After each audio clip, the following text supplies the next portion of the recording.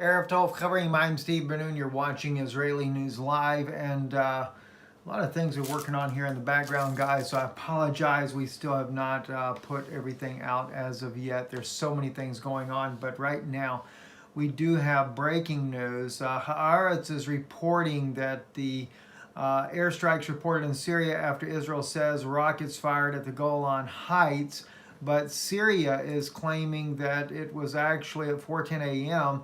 that the Israelis had fired on positions in Quneitra. Just across the border there were 3 explosions that were heard. 7 soldiers were wounded as a result of what they claim, the Syrians claim, was missiles that or some kind of firehead came from Israel. Haaretz also reporting the same similar incident and saying that state media in Damascus says targets intercepted in the capital suburbs, and Israeli army says it does not believe rockets were mistakenly aimed. That was, of course, the claim that the Syrians launched rockets towards Israel. So perhaps there is a retaliation going on. And of course, since then, there's been more strikes back and forth. That was reported at 4 a.m. on Haaretz, but we're now getting another report coming out right now. Let me see if I can find it again here. Here we go, right here. This is only 10 minutes ago.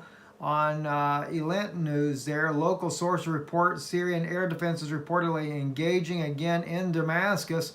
This would be the 3rd wave of rockets coming in towards Damascus. Now, from what I can gather thus far, from what I'm seeing here, there was an initial strike in Quneitra. Syria maybe retaliated as a result of their soldiers being injured there. That was at 4:10 a.m. That was being reported on Israel Conflict News. They were reporting from the moderate government of Syria, their mod.gov sy. That was reported there on the ground. And of course, we're getting the fact that there has been a 3rd wave coming in at Damascus. So Israel is striking Damascus, and I cannot help but wonder if this has not been a provocative move, I hate to say it, guys, but on Israel's part, in order to get this battle going on with Damascus. Now, there's a lot more going on, though, than what you might realize right now. The United States coalition has struck oil boats that are moving the oil on the Euphrates River there. There was an attack earlier today on that assets as well. The U.S. trying to prevent Damascus from getting any hands on oil to continue their military fight to take back the Idlib province. We are clearly seeing this biblical prophecy of Isaiah 17 unfold right before our eyes. And don't forget, as I've said to you many, many times, and I'll say it again, God is not pleased with Israel, and neither, when I say Israel, that being the state of Israel, or the United States, NATO, and its allies for their attack against the Syrian nation. As it clearly states in Isaiah 17, you forgot the God of your salvation. That's to the Jews of Israel, and to the believers, the Christians that are supporting the attack on Damascus. He says, you have forgotten the rock, your rock. Okay, let me just pull that up. This is really serious, guys. I don't see why people miss this over and over and over. You think because Isaiah 17 says that Damascus becomes a ruinous heap that it's just an automatic green light to blow the people right off the map. But verse 3 says the fortress also shall cease from Ephraim. Ephraim were the Christians of Damascus. You know, the very Christians. That's why he speaks about Ephraim. Paul went down there to kill them all as well. And God put a stop to him on his road down there to kill all those Christians in Damascus. Had it not been for Yeshua putting a stop to what Paul was about to do, he would have tried to fulfill the very same scripture. Right? But go on down and see what God thinks right there. See, right there in verse 9, in that day shall his strong cities be as forsaken forsaken places, which were forsaken from before the children of Israel, after the manner of the woods and the lofty forests, and it shall be a desolation. For what? You have forgotten the God of your salvation. That's why you did this to Damascus. You forgot the God of your salvation, right? And you have not been mindful of the rock of thy stronghold. That's Jesus Christ. That's both Christians and Jews uniting together to destroy Damascus, where the Christians have been there for the last 2,000 years. You want to wipe it off the face of the map thinking you're doing God a service. What a shame. What a shame. You know, and what gets me is you still get people saying, I'm going to stand with Israel. Why don't you stand with the believers in Israel then?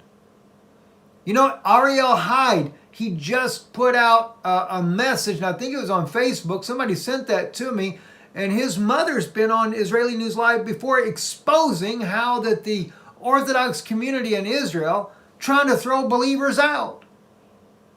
Ariel said that just recently they came in there, the Orthodox, and the police would do nothing about it while they spit in the faces of the believers in Jerusalem after they had their service there in their church. They spit in their faces. They were taking and pepper spraying them and everything else. And you called it, this is what we're supposed to be standing with?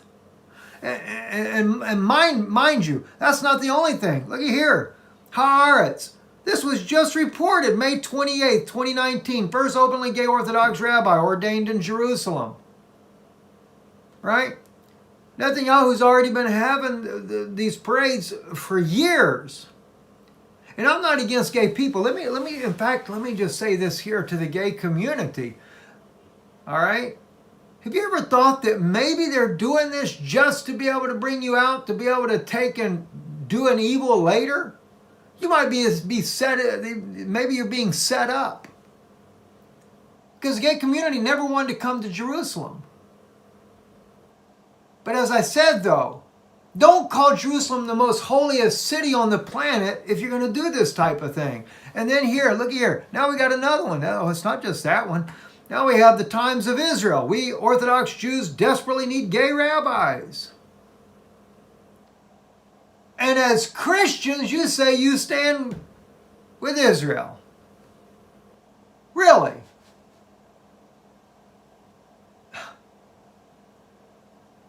I'm just blown away. I'm really at lost.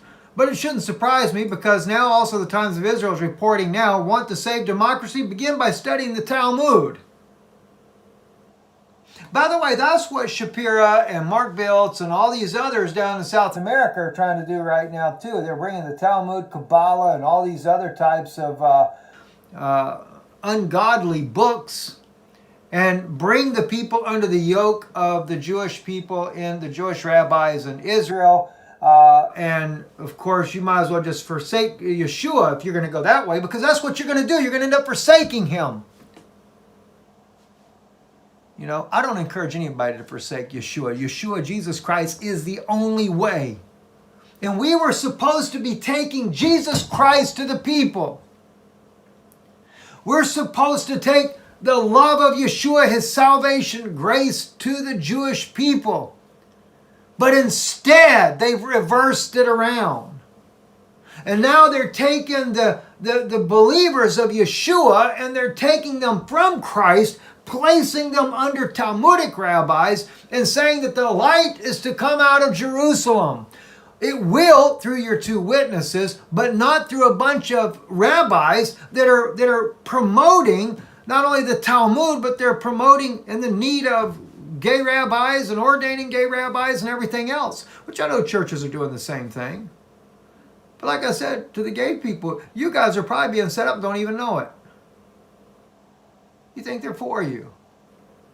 It's kind of like the Christians as well. You, the Christians, you really think that the Orthodox community is for you. You don't know that the Talmud teaches that Gentiles are to be slaves to the Jewish nation. Well, you know, the funny thing is, many of you already are and you don't even realize it. You know, you have these huge grape vineyards over in Israel, And we think that we've been doing a great service by going to volunteer and pick grapes in Israel every year. Saves them millions of dollars on having to hire the pickers over there to start with.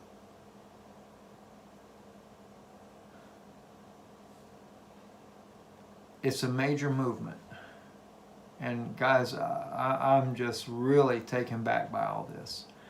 Not to mention, I got to really get into this scripturally with you guys. Look what's happening to Syria. You know, whatever happened with love your neighbor as yourself. You know? And the funny thing is, in the Talmud, it just depends on which rabbi writes what. Rashi actually says that the Gentiles come under the same commandments and laws as the Jews do. Rambam says no. You get 7 Noahide laws for the Gentile Christian. And in fact, by the way, they got this new one coming out. I just got an email from a friend of mine who lives in Israel.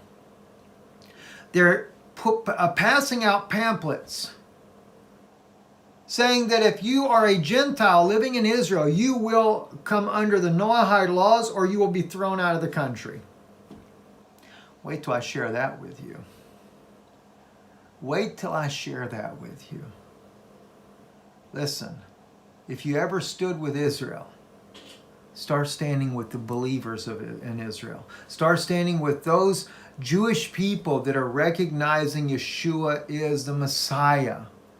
And for the Orthodox community that do not recognize him as Messiah, pray for them, that their eyes will be open. Pray that God will send his 2 witnesses, that he will open up their eyes to bring the gospel of Jesus Christ to them, to shake them, to have a shaking in this nation.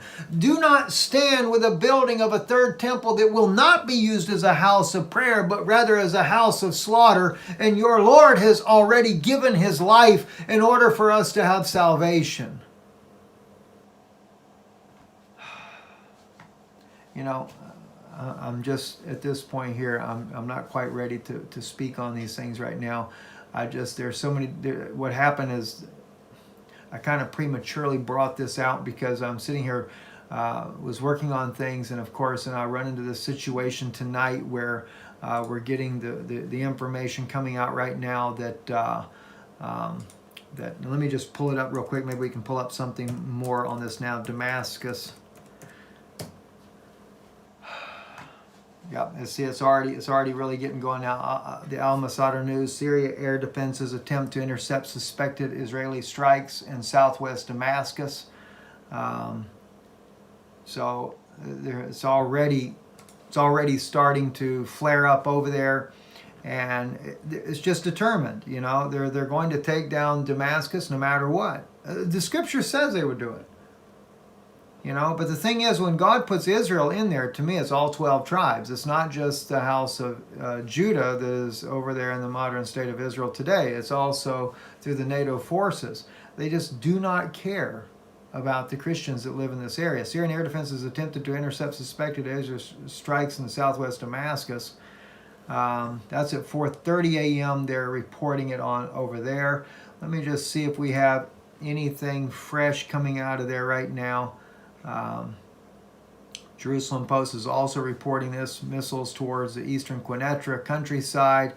Well, looky here, Jerusalem Post. Israel fired missiles toward the eastern Quneitra countryside, causing damage and killing 3 soldiers and wounding 7 other soldiers, according to the Syrian media. So at least the Jerusalem Post is bringing out what the Syrian media has brought out. So again, I don't doubt a bit that the Syrians may have retaliated for that strike right there and responded back with fire as well. So, you know, but like I said, it's just looking for an excuse at this point here to be able to take Damascus out. And maybe this is the one they're going to use. We'll have to wait and see. Might just be another tit for tat right now, but the situation in Syria is escalating on a daily measure. Listen, friends, we're going to be doing some things over on Patreon. I'm not going to say anything else other than that. I'm going to be doing some things on Patreon. a lot of things have been happening lately, and there's a lot of very serious things happening. I'm just going to share some things over there, and some of you may be getting some letters from us. I'll just say that. Maybe getting some letters from us as well. We're seeing some very serious things going on, and I would like for you to be able to be aware of that. So, at any rate, we love you guys. We thank you for your support, standing with this ministry. And tomorrow, hopefully from the very beginning in the morning through the day, we can get some things put together for you. But if you do watch on Patreon, also pay attention to those for upload tomorrow. There'll only be one upload on Patreon. I will be sharing things here with our friends here on Israeli News Live as well. The heat is tremendously high for what we're saying, but we really appreciate the fact that many of you also are standing with us and standing against the evils that are happening. Listen, we've got to make a stand, because the freedoms in our country are going to be taken away from us as well if we don't make a stand. And not to mention, this whole... I'll wait. God bless you. We love you. Thank you. And Erev Tov.